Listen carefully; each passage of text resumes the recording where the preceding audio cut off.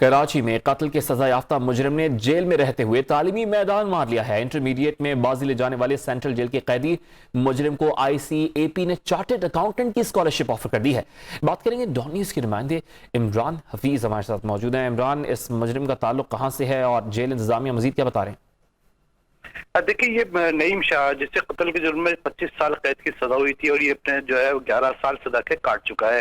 اسی دوران جیل میں رہتے ہوئے اس نے وہ تعلیم حاصل کی اور پرائیویٹلی طور کے اوپر یہ امتحانات میں اویل کیا۔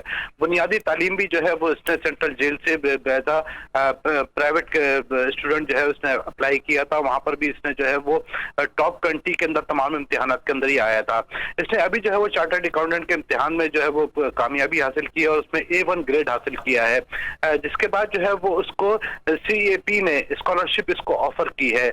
یہ ایک بڑی کامیابی ہے کہ انسان اگر پڑھنا چاہے اور مواقع ہوں تو انسان کہیں بھی بھلے خواہ وہ جیل میں کیوں نہ ہو پڑھ سکتا ہے۔ جی بہت شکریہ عمران حفیظ۔